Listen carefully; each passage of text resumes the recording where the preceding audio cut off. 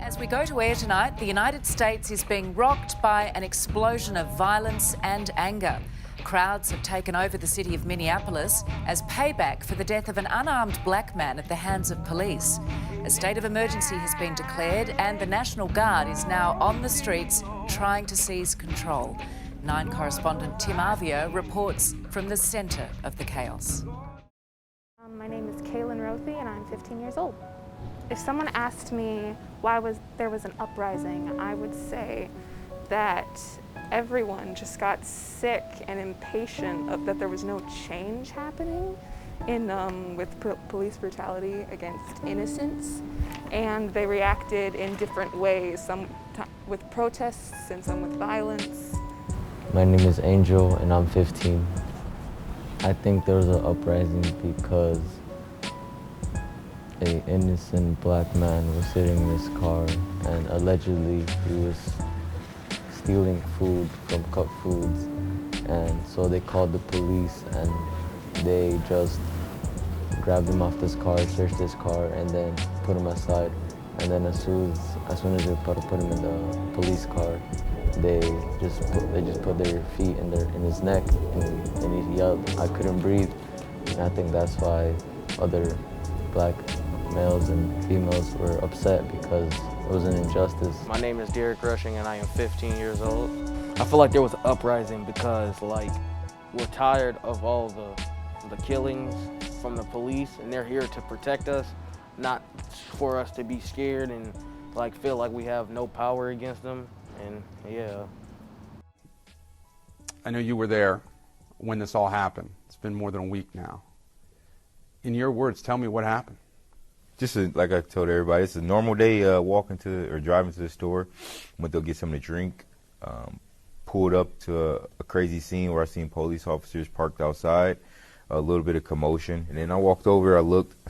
First thing I seen was George Floyd on the ground, and an officer with his knee across his neck. I observed the situation before I interacted. You know. At the time, George is on the floor, panting for his life, asking for forgiveness, calling for his mom, saying he can't breathe. My passion, though, is serving the ADOS community. ADOS stands for American Descendants of Slaves.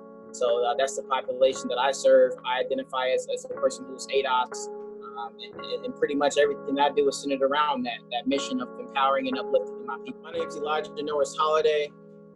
I'm originally from Chicago, Illinois.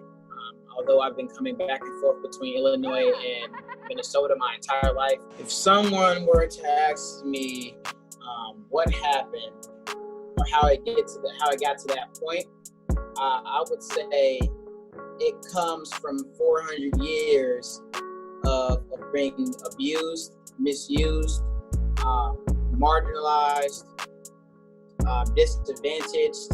Any negative thing that you can think of that's in the dictionary, my people have been through. And I think society hit a tipping point, right? Most of us turned on Facebook. I think most people saw that video on Facebook. I would say that with confidence. Saw a black man handcuffed on the ground and saw a white police officer's knee on his neck.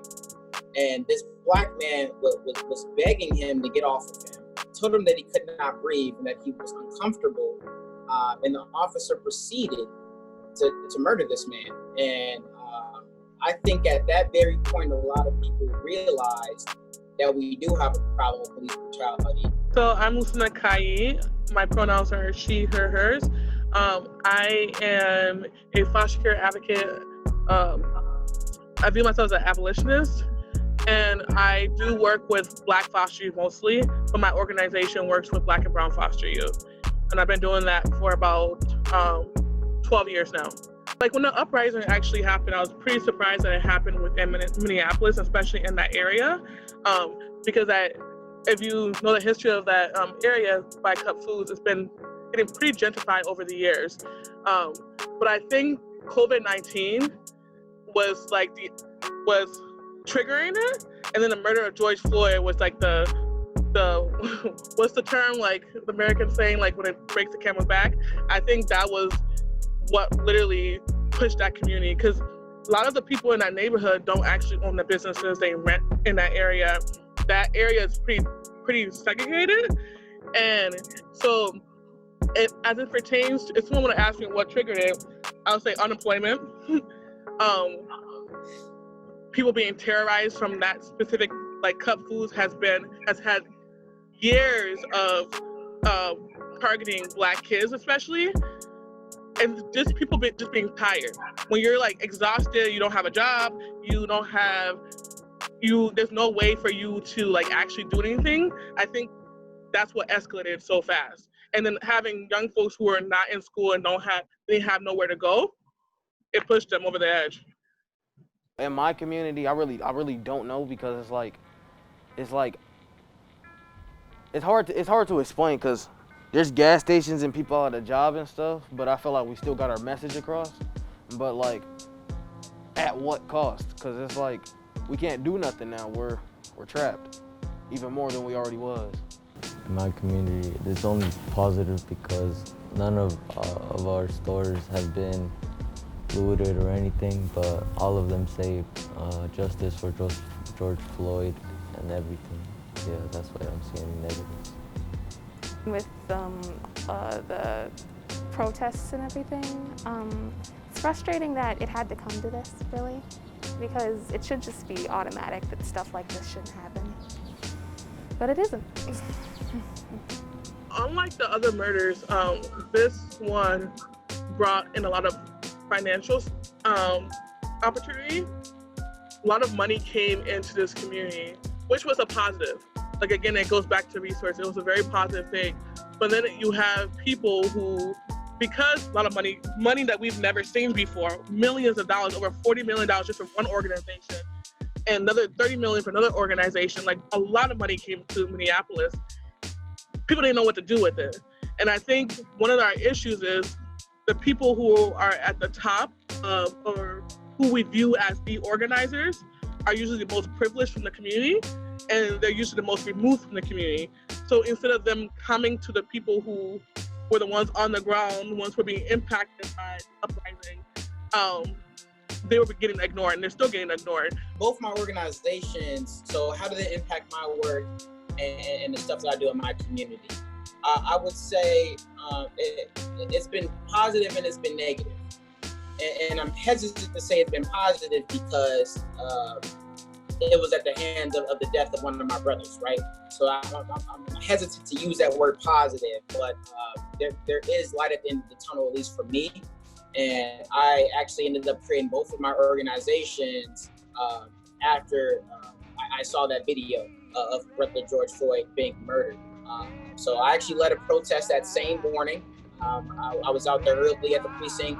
My organization actually was the first, before it was the organization, my group of people, we were the first actual folks out there at the 3rd precinct doing a peaceful protest. And then we moved to a much larger protest at 38th in Chicago.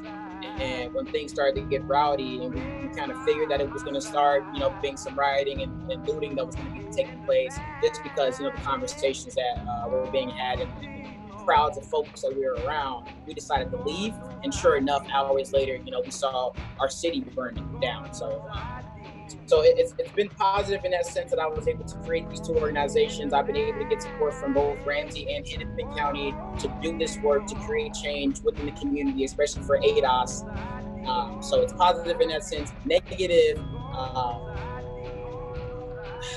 it's tough, man. It's tough because we continue to lose brothers and sisters at the hands of police brutality, and I'm afraid that after another month or two or whatever, the momentum's going to die down. And I hope it doesn't. I hope that we're seriously on this path of empowering and uplifting a very marginalized group of folks, which is the ADOS community, and that we're going to continue to be intentional and purposeful about it. So I'm trying to be as optimistic as possible. I mean, but we can look at so many different examples of the county coming in, the city coming in and say, we want to support you guys. We see that there is racism. We see that there's disparities. We want to do something about it. And then 3 or 4 months down the line, they're nowhere to be found again. So I'm trying to be as optimistic as possible. Some of the positive things that I've seen is like people actually feeling like they got a little bit more power now to speak up about the stuff that's going on. What do you want people to know? Kind of that I miss him. George Floyd's 6-year-old daughter Gianna has a message for the world. What was your dad like? He played with me. She didn't have to play with nobody else because Daddy was gonna play with her all day long. I mean, that was his baby. He loved his little girl. Gianna and her mother, Roxy Washington, sat down with Good Morning America. How did you explain what happened to your daughter? I didn't. But Gianna knew something was wrong. She said, I hear them. I hear them saying my daddy's name. And I told her, she doesn't know what happened. I told her that her dad died because he couldn't breathe.